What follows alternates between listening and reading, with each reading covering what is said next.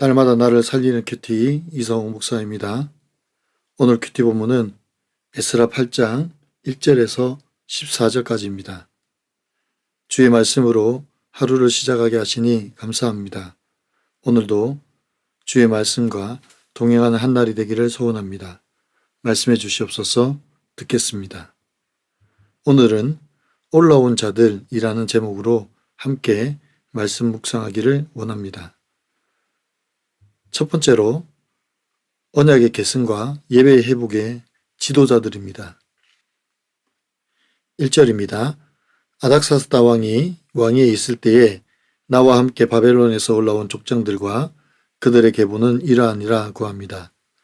오늘 본문은 제2차 포로기한의 시작을 알리는 도입부입니다. 제2차 포로기한은 제1차 기한으로부터 약 80년이 지난 주전 458년경에 일어났습니다. 당시 바사의 아닥사스다 왕은 제국 내 여러 환란의 위기를 겪고 있었으나 오히려 하나님은 그 왕의 마음을 움직이셔서 에스라의 기한을 전폭적으로 지원하게 하셨습니다. 학자 겸 에스라는 제2차 포로기한에 함께한 족장들과 그의 계보를 상세히 기록하고 있습니다. 2절과 3절에서 먼저 제사장 가문과 왕의 가문 그리고 지도자의 가문이 앞장을 섭니다. 비나스와 이다말은 아론의 아들들입니다. 비나스는 엘라살의 아들로 그 이름으로 여호와의 열심을 상징하는 제사장입니다. 그리고 이다말은 아론의 넷째 아들로 성막의 기구를 관리하는 자입니다. 에스라가 이들의 명단을 제일 앞장 세우는 이유는 제2차 포로기한의 목적이 무너진 성전을 회복하고 예배를 회복하기 위함이라는 것을 보여줍니다. 이들의 여정은 아주 멀고도 험한 길입니다. 대략 1200km나 되는 거리를 도보로 4개월 동안 걸어서 예루살렘으로 올라갑니다. 바벨론의 안녕과 그들의 평화로운 생활을 뒤로하고 오직 사명의 길을 가기 위해 올라가는 것입니다. 하나님 나라의 회복은 결국 예배의 회복이고 성도의 회복입니다. 이것은 곧 교회를 영화롭게 하시는 하나님의 놀라운 손길입니다. 하나님께서 돌아오는 지도자들을 통하여 예루살렘의 무너진 예배를 다시 회복시켜 주십니다. 예배 회복을 통하여 공동체의 회복을 일으켜 주십니다. 적용해 보세요. 구원을 위해 나와 함께한 이들은 있습니까? 나는 누구와 함께 믿음의 길을 가고 있습니까? 나는 가정과 공동체의 제사장으로서 예배와 말씀의 사명을 잘 감당합니까?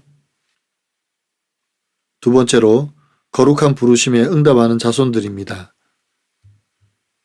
4절에서 14절까지는 돌아온 자손의 명단이 계속해서 나옵니다. 지루해 보이는 이 명단에는 4가지 특징이 있습니다.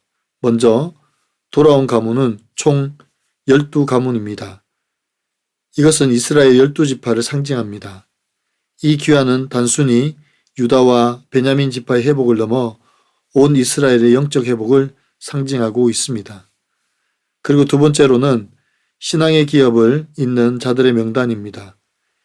이 명단에 등장하는 이름들 중 바한 모압, 엘람, 아스갓, 아도니감 등은 1차로 귀환했던 가문들의 이름들과 대부분 일치합니다. 1차로 귀환했던 친족들의 신앙을 쫓아서 이들도 늦었지만 신앙의 공동체로 합류하는 것입니다.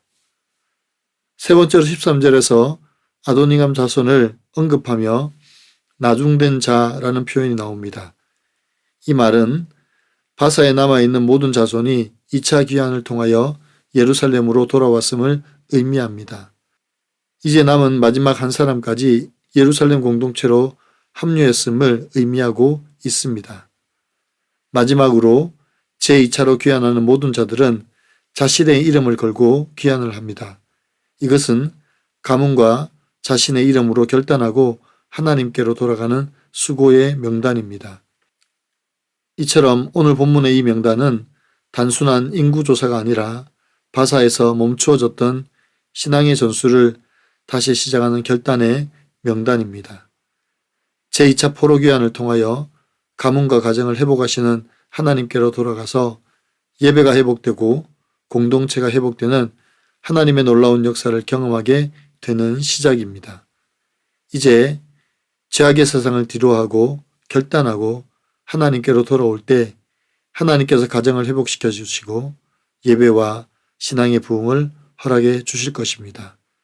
하나님을 바라보는 신앙만이 우리 인생의 유일한 해결책임을 믿고 돌아온 것입니다. 적용해 보세요. 내가 신앙의 계복을 다시 잇기 위해 먼저 결단해야 할 거룩한 발걸음은 무엇입니까? 가정과 공동체의 회복을 위해 내가 버려야 할 세상의 익숙함은 무엇입니까? 오늘 큐티 묵상 간증은 최고의 아내라는 제목의 한 성도님의 묵상 간증입니다. 폭력과 여자 문제가 끊이지 않는 아버지를 보며 난 절대 아빠처럼 살지 않겠다 라고 다짐하며 자랐습니다. 가정을 최우선으로 여기고 책임감 강한 남자가 되겠다고 마음먹었습니다. 모태신앙이었지만 믿음이 없던 저와 천주교 신자였던 아내는 결혼 후 제 남동생의 전도로 교회에 다니게 되었습니다. 교회 간 첫날 하나님은 찬양 시간에 저를 만나 주셨습니다. 그러나 교회를 다녀본 적이 없는 아내는 예배 참석을 힘들어했습니다. 저는 그런 아내에게 예배가 끝나면 기억나는 말씀이 뭐야? 라고 다그치듯 물었습니다. 그때마다 잘 모르겠다고 답하는 아내를 속으로 무시했습니다. 이 일을 부부 소그룹 모임에서 나누었더니 지체들은 아내를 무시하지 말고 집사님이나 믿음 잃지 마세요 라고 말해 주었습니다. 하지만 저는 스스로 지혜로운 자로 여기며 나보다 부족해 보이는 아내와 지체들을 계속 무시했습니다. 그러나 속지 않으신 하나님은 유부녀와의 바람으로 저의 실체를 드러내셨습니다. 저는 내연녀와 새 인생을 꿈꾸며 주위 사람들에게 아내를 문제 많은 사람으로 몰아갔습니다. 그리고 매일 술에 취해 게으르고 집안일도 안 하는 너랑은 못 살겠다며 아내를 괴롭혔습니다.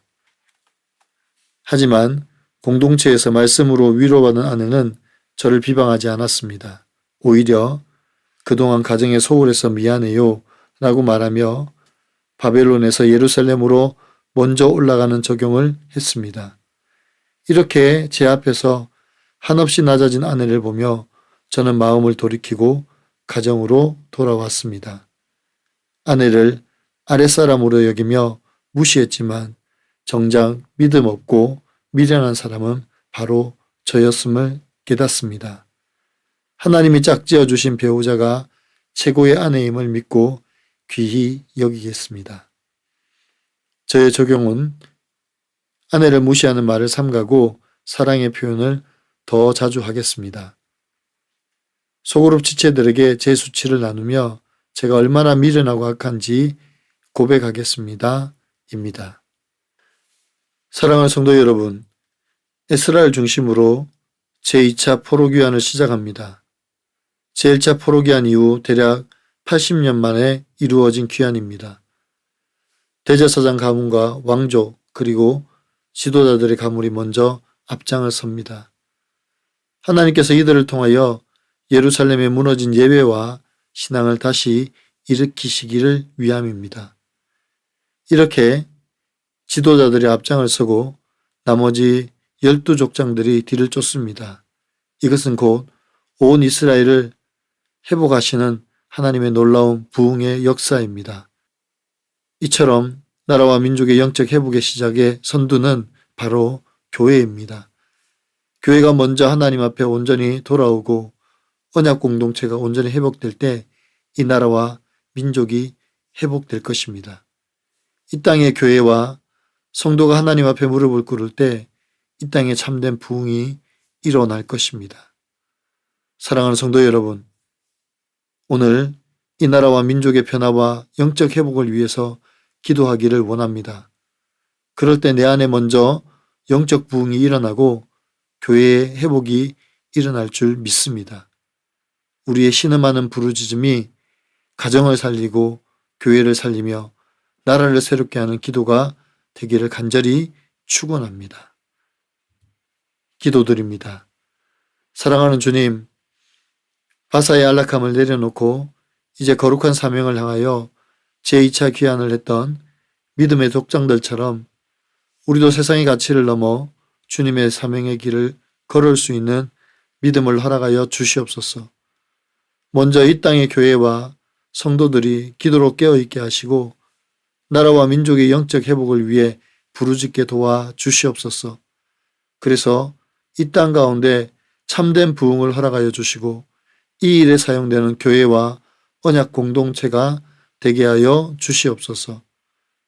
우리의 신음하는 기도가 하나님 보좌에 상달되게 하시며 가정과 교회와 나라를 회복시키실 하나님 앞에 거룩한 발걸음이 되게 하여 주시옵소서. 오직 주님만이 우리 인생의 유일한 해결책임을 고백하며 겸손히 주님의 임재를 사모하는 저희가 되게 하여 주옵소서. 우리 구주 예수 그리스도의 이름으로 간절히 기도하옵나이다. 아멘.